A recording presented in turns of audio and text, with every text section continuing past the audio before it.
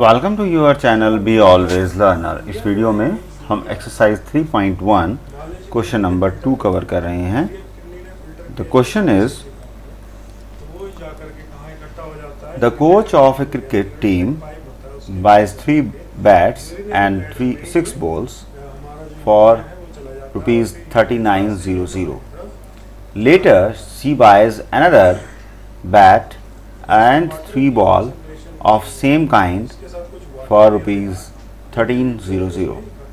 Represent the situation algebraically and geometrically. So we are going to propose the solution. और solution में सबसे पहले हमें दोनों की कॉस्ट हमने एज्यूम करनी पड़ेगी, बिकॉज हमारे पास यहाँ नंबर ऑफ बैट्स अवेलेबल है, नंबर ऑफ बॉल्स अवेलेबल है, but there is a cost. So we have to relate with the cost, individual cost जो हमारे पास नहीं है. So we have to assume. So let us have the cost of bat. So we are representing this by rupees x, right, and another the cost of second चीज क्या थी, ball. So we are talking in terms of unit cost. So this is y rupees, right. So ये हमारे पास available हैं. So according to question हम क्या लिख सकते हैं यहाँ पर कि 3 बॉल कितनी रुपीस की आई, x, यूनिट प्राइस हो गया उसका, और 6 बॉल का यूनिट प्राइस कितना हुआ, y. तो इन दोनों को ऐड करते हैं तो 3900 आता है. ये हमारे पास फर्स्ट इक्वेशन हो गई. लेकिन यहाँ पर 3 कॉमन हो सकता है तो हम इसको 3 से डिवाइड कर देते हैं. So this is x plus 2y, this is x plus 2y that is equal to 1300. ये हमारे पास फर्स्ट इक्वेशन हो गई. Now according to question we can make the second equation also, that is another bat means only single bat is there plus 3 more balls. So 3 into ball is y, cost जो है, so that is equal to 1300 rupees. So ये second equation होगी. तो we are हमारे पास 2 equation हो चुकी हैं और हम इसको लीनियर के फॉर्म में, लीनियर इक्वेशन की फॉर्म में अगर रिप्रेजेंट करते हैं, so we must have the solution. So for solution of equation 1, so we are having the tabular representation. So if this is x, this is y, I can make a tabular representation जो हम 2 value को यहाँ पर represent कर पाएँ. सो x की value, first equation की बात करते हैं, ठीक है. सो x की वैल्यू अगर 0 है यहाँ पर, तो y की वैल्यू क्या होगी, 13, चलिए 0 लिखते हैं यहाँ पर, 1300 divide by 2, so this will be 650, right. Another, अगर यहाँ पर हम x की वैल्यू को 1300 लिख लेते हैं तो ये यहाँ माइनस हो जाएगा, यहाँ 0 बचेगी. सो यहाँ पर हम लिखते हैं 1300 और यहाँ पर क्या आने वाला है, 0, right. So now the solution of equation 2, यहाँ पर x हम यहाँ लिखते हैं, y यहाँ लिखते हैं, इसको एक्सटेंड करते हैं हम, राइट.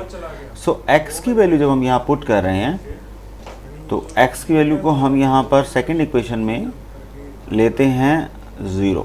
सो x की वैल्यू को हमने 0 लिया तो y की वैल्यू क्या जनरेट हो रही है यहाँ पर, 1300 डिवाइड बाय 3, ठीक है. इसको ऐसे लिख लेते हैं.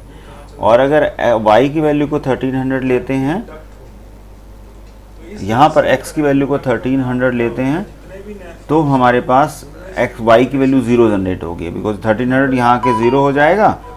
सो दिस विल बी 1300 और ये value comes out to be 0. तो इस तरह से हमारे पास कुछ पॉइंट जनरेट हुए ग्राफ में. One point is this one, इसको हम लिखते हैं A point. 1 point is this one, इसको लिखते हैं B point. Another point is this one, इसको लिखते हैं C point. Another point is this one, इसको लिखते हैं डी पॉइंट। इस तरह से हमारे पास total number of D point 4 points हो गए।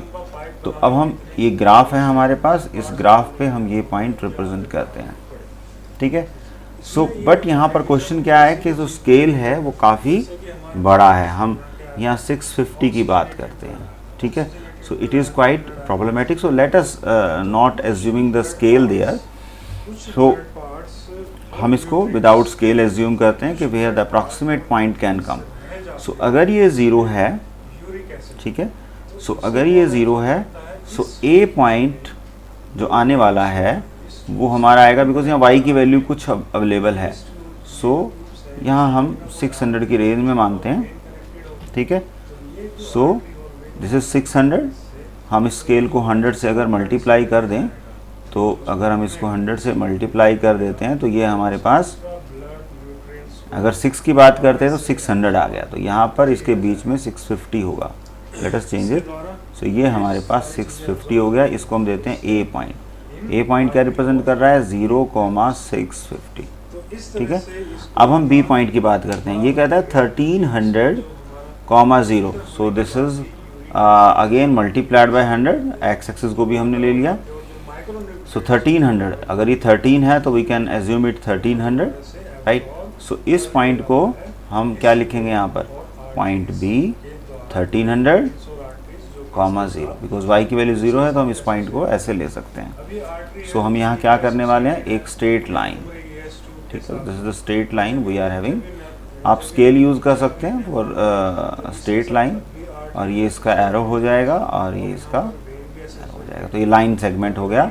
जिसमें आप इक्वेशन लिखना चाहें तो आप इक्वेशन भी लिख सकते हैं, that is x plus 2y, the equation number 1 we are writing. So इसका मतलब है ये जो लाइन आई है ये इस इक्वेशन के कॉरस्पॉन्डिंग है। Another is C point we are having. तो सी पॉइंट में अगर हम फर्स्ट पॉइंट को रिप्रेजेंट कर रहे हैं तो फर्स्ट पॉइंट क्या कहता है, 0, 13/3। तो x की वैल्यू 0 है, तो दिस इज 0। 13/3 अगर हम 13/3 देखें तो ये 400 समथिंग आएगा। तो दिस इज़ 430 के अराउंड, ठीक है। सो हम इसको कहीं यहाँ एज्यूम कर लेते हैं कि यहाँ पे हमारा पॉइंट आ रहा है, दिस पॉइंट इज़ देयर। इसको हम पॉइंट का नाम देते हैं C point. So C is nothing but 0,1300 divide by 3 bracket close. Another point 1300 on the scale of x axis. तो यहाँ एक्स एक्सिस पे ये जो वैल्यू आ रही है ऑलरेडी हमने मार्क की थी पिछले वैल्यूज़ में। सो 13 and 0। सो पिछला जो हमने लाइन प्लॉट किया था उसमें ये पॉइंट क्या था, बी। अब ये पॉइंट क्या है, डी। सो हम इसको प्लॉट कर रहे हैं। सो अगर हम इसको पॉइंट को इसके साथ मैच करते हैं, ये हमने यहाँ मैच किया इसको, तो यहाँ क्रॉस होता है ये point, right. So this is going to be cross here, right. So आप स्केल से लेंगे तब भी ये यहाँ पर क्रॉस होने वाला है। सो इस तरह से हम स्केल को अप करके भी इसको यूज़ कर सकते हैं। और इसमें again we can say this is x axis, right, और ये जो आपका है दिस इज वाई एक्सिस। तो इस तरह से हम इसको प्लॉट कर सकते हैं और ये इसका ज्योमेट्रिकल रिप्रेजेंटेशन रहेगा। आपको वीडियो पसंद आया होगा, आप लाइक करिएगा वीडियो को and subscribe our channel also.